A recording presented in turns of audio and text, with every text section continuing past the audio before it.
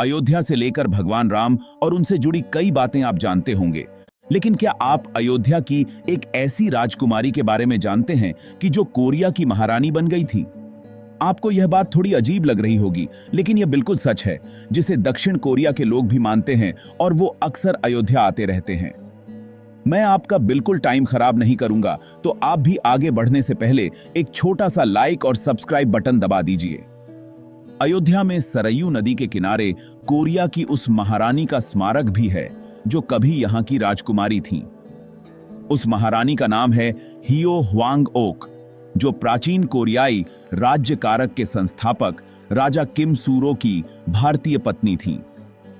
अयोध्या की इस राजकुमारी को सूरी रत्ना के नाम से भी जाना जाता है। कोरिया के इतिहास के मुताबिक महारानी हियो ह्वांग ओक यानी राजकुमारी सूरीरत्ना भारत से दक्षिण कोरिया के ग्योंगसांग प्रांत के किम्हैये शहर गई थीं और वहीं की होकर रह गईं। चीनी भाषा में दर्ज दस्तावेज सामगुक योसा के मुताबिक ईश्वर ने अयोध्या की राजकुमारी के पिता को स्वप्न में आकर ये निर्देश दिया था कि वो अपनी बेटी को राजा किम सूरो से विवाह करने के लिए किम्हैये शहर भेजें। इसके बाद उनके पिता ने उन्हें राजा सूरो के पास जाने को कहा।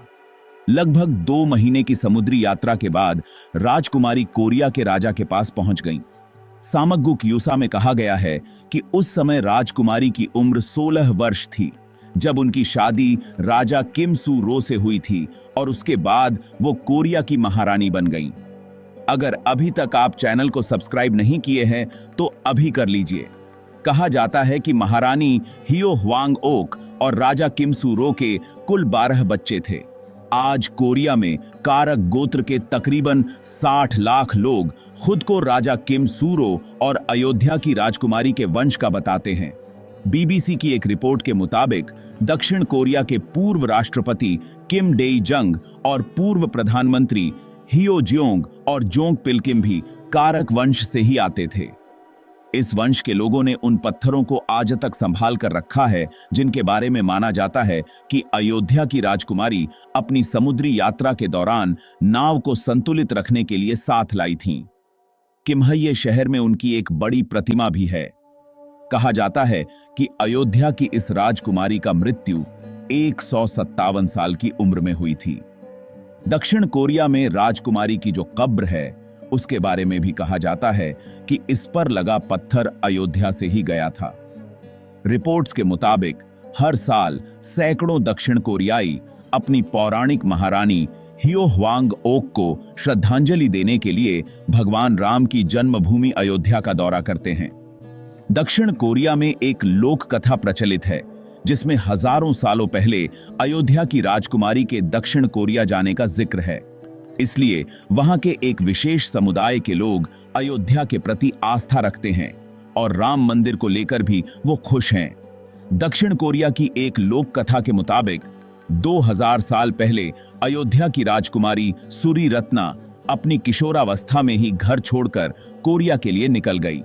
राजकुमारी ने 4500 किलोमीटर की दूरी नाव से तय की और कोरिया पहुंचकर राजा किम सूरो से शादी कर ली। गया राजवंश की संस्थापक राजा से शादी के बाद राजकुमारी सूरी रत्ना रानी हियो ह्वांग ओक के नाम से जानी गई। इस दंत कथा के बारे में भारत के लोगों को पता नहीं है और अधिकांश भारतीय यह भी नहीं जानते कि दक्षिण कोरिया के 60 लाख लोग खुद को सूरी रत्ना के वंशज मानते हैं और वो अयोध्या को अपना ननिहाल मानते हैं। इसलिए जब 22 जनवरी को राम मंदिर में रामलला की मूर्ति स्थापित कर उनकी प्राण प्रतिष्ठा की गई, तब उसे दक्षिण कोरिया के कई लोगों ने ऑनलाइन देखा। दक्षिण कोरिया के ये लोग अब राम मंदिर आने के इंतजार में हैं।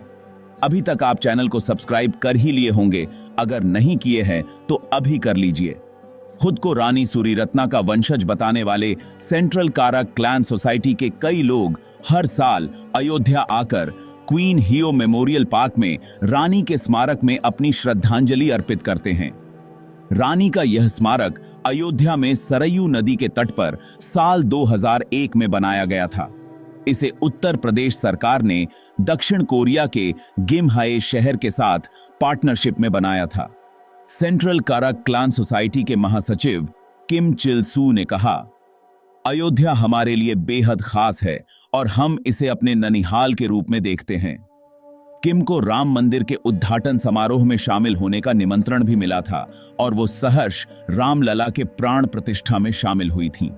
रानी सूरी रत्ना को समर्पित पार्क लगभग 2000 स्क्वायर मीटर में फैला है, जिसमें एक मेडिटेशन हॉल, रानी और राजा को समर्पित मंडप, फव्वारा, भित्ति चित्र और ऑडियो वीडियो सुविधाएं हैं। मंडपों को कोरियाई शैली में बनाया गया है, जिसके छत छिछले हैं। कोरिया के जीन लीबाइस अन्य लोगों के साथ फरवरी के महीने में अयोध्या आने वाले हैं। वो कहते हैं, हम हर साल अयोध्या आकर रानी को श्रद्धांजलि अर्पित करते हैं और इस बार हमने सोचा है कि हम राम मंदिर भी जाएंगे। हमने राम मंदिर उद्घाटन समारोह को ऑनलाइन देखा और यह काफी शानदार अनुभव था। कोरिया के प्राचीन ऐतिहासिक किताब समगुक यूसा में गिम्हाए शहर के गिम्हाए हेओ समुदाय को रानी सूरीरत्ना का वंशज कहा गया है। इसमें कहा गया है कि रानी 48 ईसा पूर्व में अयुता, जो अयोध्या से कोरिया आई थीं। साल 2015 में प्रधानमंत्री नरेंद्र मोदी और दक्षिण कोरिया के पूर्व राष्ट्रपति मून जे इन ने एक समझौता ज्ञापन पर हस्ताक्षर किया था, जिसमें यह तय हुआ था कि रानी सूरीरत्ना के स्मारक का विस्तार किया जाएगा। साल 2018 में स्मारक की सुंदरता पर काम कर उसका उद्घाटन किया गया था, जिसमें मून जे इन की पत्नी जुंगसुक शामिल हुई थी। साल 2019 में भारत ने रानी सूरीरत्ना के लिए 25 और 5 रुपए के डाक टिकट भी जारी किए थे। अयोध्या की यह राजकुमारी, जिनका नाम सूरीरत्ना था, अपने समय की एक महत्वपूर्ण हस्ती थी।